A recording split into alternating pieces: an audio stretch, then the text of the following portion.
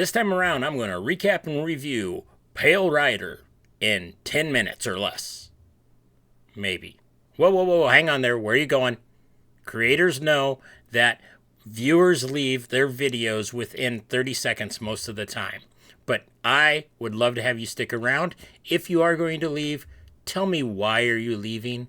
What is it I've done? You haven't even given me a chance yet. But for those of you who are sticking around and ready for a good show, let's get started.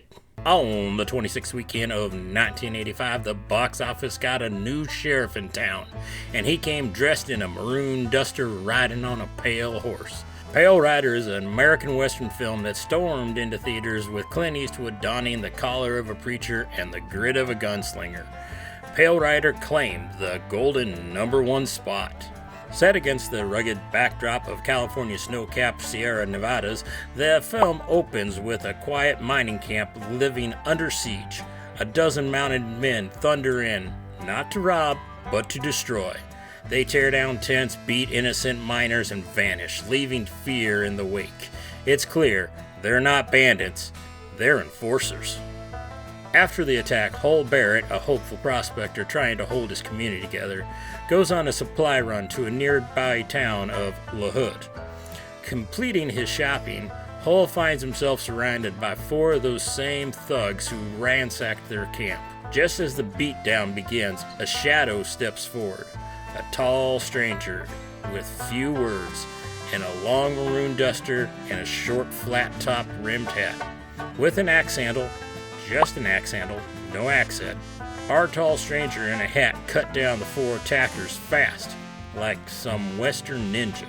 Hull, grateful and in awe, invites this mysterious man back to his house as a thank you. In Hull's bathroom, cleaning up, we see that our enigmatic axe-wielding swinging drifter has 6 bullet wounds on his back.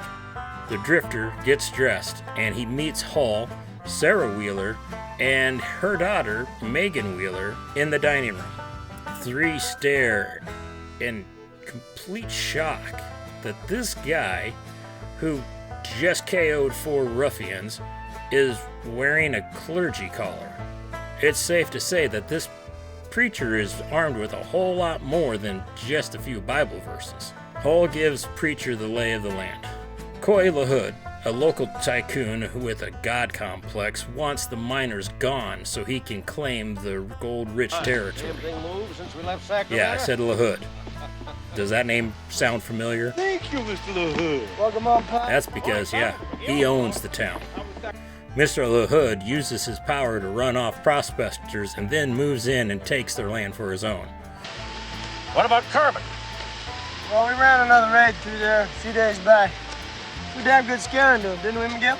Yeah, we definitely. You could say he enjoys the no purchase necessary types of sweepstakes. Preacher gets the joy of meeting Coy LaHood when Hull finds a large gold nugget and travels back in town to pay off a debt at the local mining store. While Hull is in the store paying off his debt, Coy's son, Josh, informs the preacher that Mr. LaHood requests a word with him.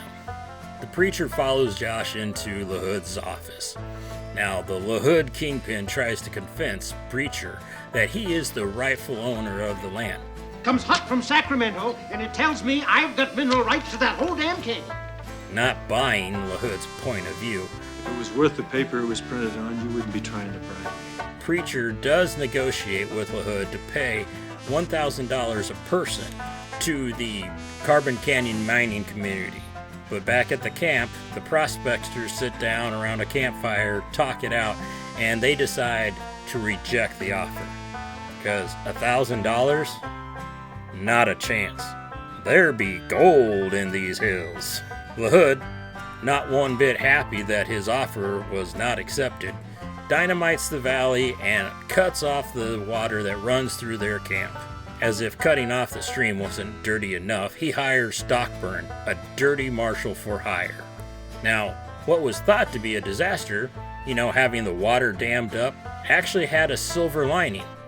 Or maybe I should say golden lining. Buried in the middle of the stream, Spider Conway uncovers a golden nugget the size of a golden doodle puppy. With spirits soaring from his discovery and the help of a liquid spirit, Spider Conway goes to town. The high spirits quickly fly away, though. Spider is brutally gunned down in the streets by Stockborn and his so-called deputies. Conway's sons are sent back with a message. Take him back to Fountain Canyon.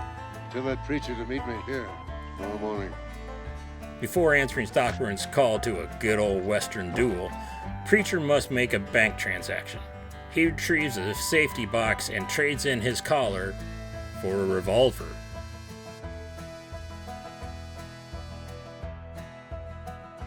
With Hall as backup, he rides to the Hood mining compound and sticks it to the man. Dynamite sticks, that is. Hall and the Preacher blow the mining compound to kingdom come. Preacher pulls a quick one on Hall, though, by leaving him at the Hood mines, and rides into town alone. You're a good man, Barrett. You take care of Sarah and the girl. So long, preacher. Now, I don't like being one who completely spoils a movie for those who have not seen it yet, so I will stop here with the recap. There is plenty more to experience in Pale Rider, though. There is an unrequited love story, kind of a David and Goliath fight, and I mentioned 4 shots in his back. What are those about? Now, before I head on to my review, let me preface this by saying I am someone who typically is not a fan of Western. Young Guns, in fact, is like the only movie I've ever willingly rewatched. Keep that in mind as I do this. Pale Rider feels like another solid Clint Eastwood performance, but it never quite reaches iconic status. Eastwood delivers his usual stoic intensity, yet the film's deliberate pacing and unnecessary romantic subplot slow the momentum, and it undercuts what could have been a sharper, cleaner, enjoyable story.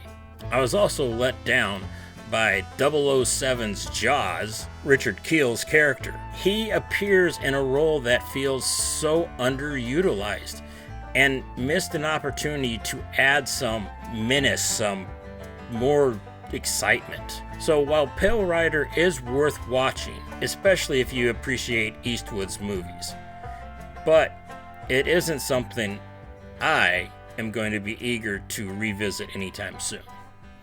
I give Pale Rider 3 preacher hats out of 5. Hey, you made it this far. Congratulations. Thank you very much. Leave me a comment in the bottom. Do you agree with me?